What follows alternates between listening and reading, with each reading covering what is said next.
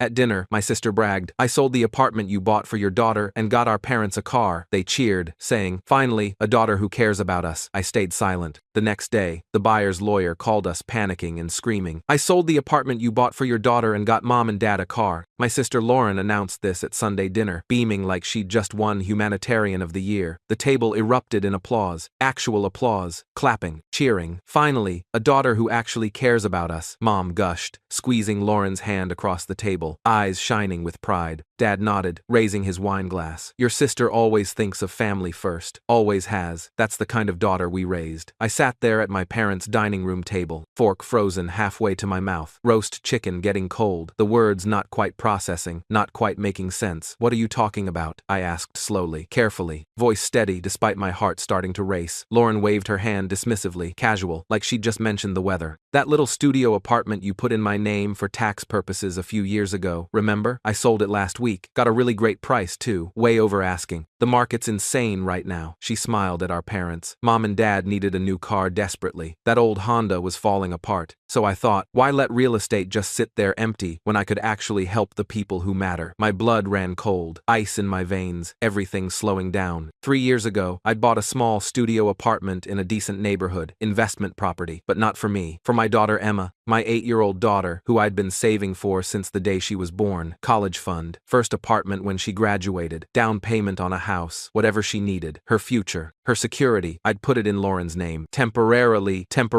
because I was going through a brutal divorce at the time. My ex-husband was a nightmare, vindictive. His lawyer was trying to get his hands on everything I owned, every asset, every account, every property. My lawyer had suggested putting the apartment in someone else's name, someone I trusted, family, just until the divorce finalized, just to protect it. Lauren had agreed immediately, said of course, said she understood, said she'd never touch it. It was for Emma. We'd signed papers, made it legal, trust agreement. Everything documented. She knew exactly what that apartment was for, exactly who it belonged to, exactly why it existed. "That wasn't yours to sell," I said quietly. "Oh, don't be so dramatic," Mom cut in, annoyed already, like I was the problem. "Lauren did a wonderful thing, a generous thing. You make plenty of money at that fancy job of yours. You can buy another apartment. Mom and Dad needed help now." "Yeah," Lauren added, smirking at me across the table. That smile I'd seen my whole life. The one that said she'd won. "Besides, you're always so busy with work, traveling, meetings. I'm the one who actually helps Mom and Dad, visits every week, takes them to doctor appointments. This was the least I could do for them." Dad raised his glass higher. "To Lauren, our generous, thoughtful daughter." They all toasted, wine glasses clinking. Lauren, Mom, Dad, my brother-in-law silent but nodding along. My nephew and niece looking confused but clapping because the adults were clapping. Lauren caught my eye, shot me a triumphant look, pure satisfaction. She'd done this on purpose, deliberately. This wasn't about helping our parents. This was about winning, about proving she was the better daughter, about taking something that was mine. I set down my fork, excused myself quietly. Bathroom. Nobody noticed me leave. Too busy celebrating, too busy praising Lauren, too busy enjoying their new car that was parked in the driveway. Brand new Toyota Highlander, silver, leather interior,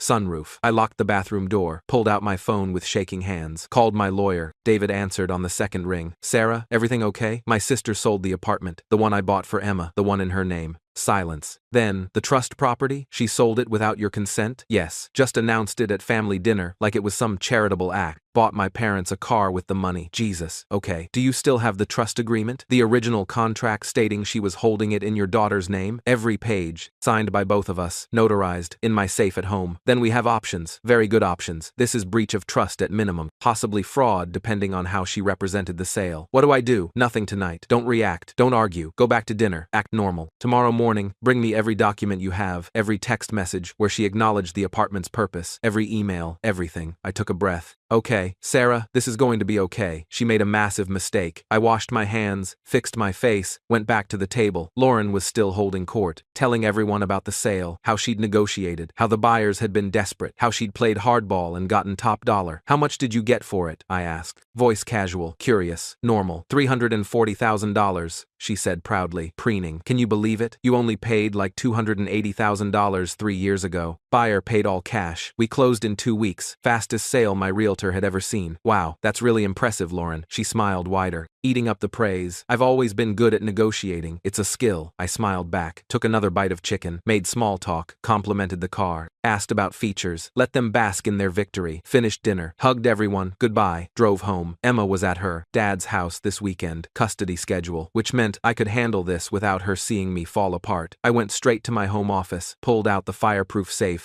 The trust agreement was right where I'd left it 3 years ago. 6 pages, legal language, clear terms. Lauren Michelle Hartley agrees to hold the property located at 847 Maple Street, Unit 3B, in trust for the benefit of Emma Grace Chen, minor child of Sarah Chen. The property shall be transferred to Emma Grace Chen upon her 25th birthday, or sooner at Sarah Chen's discretion. Lauren Michelle Hartley has no ownership interest in said property and agrees not to encumber, sell, or transfer the property without written consent of Sarah Chen. Both are signatures, notary seal, dated 3 years ago. I scanned every page, emailed them to David, then I went through my phone, found every text message where Lauren had acknowledged the apartment. Thanks for trusting me with Emma's apartment. I'll take good care of it. Got the property tax bill for Emma's place. Should I forward it to you? Just had a plumber fix the leak at E's apartment. Sending you the receipt. Screenshot after screenshot. Years of evidence. All proving she knew exactly what that apartment was and who it belonged to. Sent it all to David. He called back an hour later, 10 p.m. Late for him, but he'd clearly been reviewing everything immediately. This is fraud, Sarah. Clear-cut breach of fiduciary duty. She was acting as trustee. She violated that trust. We can file criminal charges if you want to go that route. What happens if we go criminal? She could face jail time, fines, restitution, but it's a longer process. Messier. What about civil? Faster. We sue for breach of trust,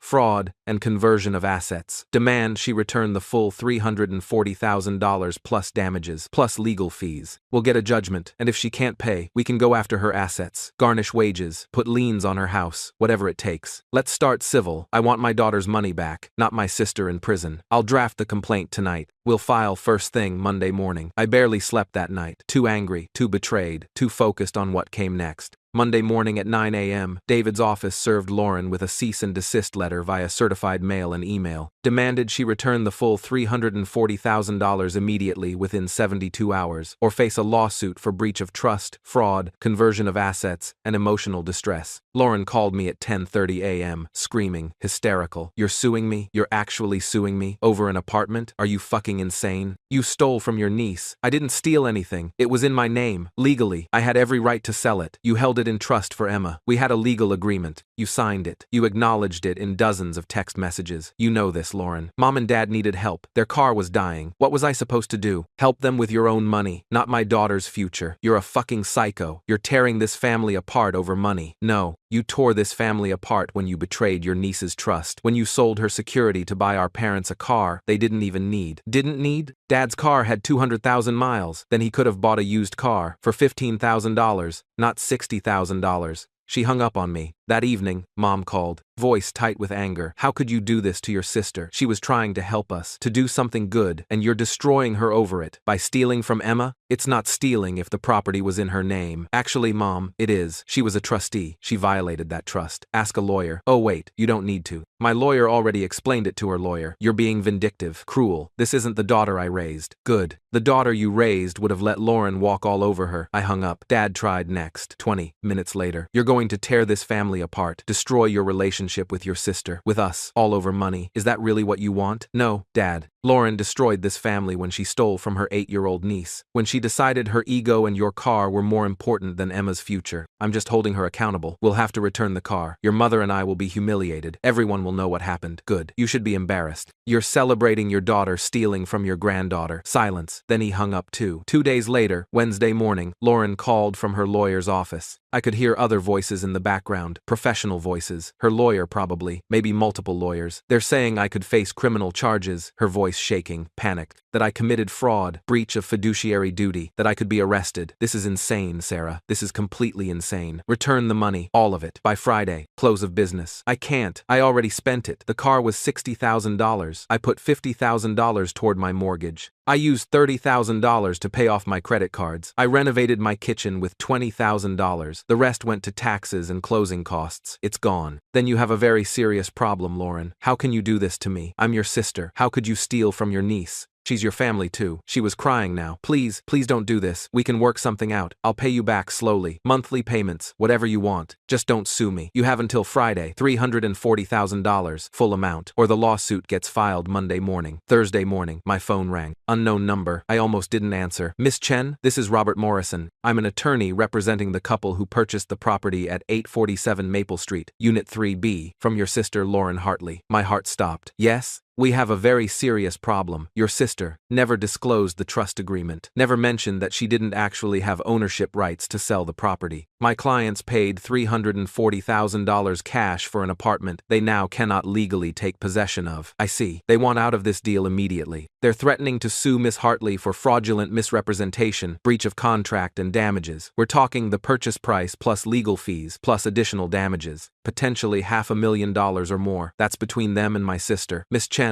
I'm calling as a courtesy. If you and I can work together, we might be able to resolve this without multiple lawsuits that benefit no one except the lawyers. I'm listening. My clients want their $340,000 back. You want the apartment back. What if we structure an agreement where the sale is voided? Property reverts to you properly this time, in your name, and Miss Hartley pays all legal fees plus penalties for the trouble she's caused everyone. How much in penalties? My clients are thinking $50,000 for their trouble. Their moving expenses, the mortgage they took out in anticipation, the apartment they gave up to buy this one, the emotional distress. And what about my daughter? She's 8 years old. Her college fund was stolen by her aunt. What about her emotional distress? Pause. What number did you have in mind? $100,000 to Emma for breach of trust, for the betrayal, for having to learn that family isn't always safe. Another pause. Let me talk to my clients. I'll call you back within an hour. He called back 45 minutes later. They'll agree.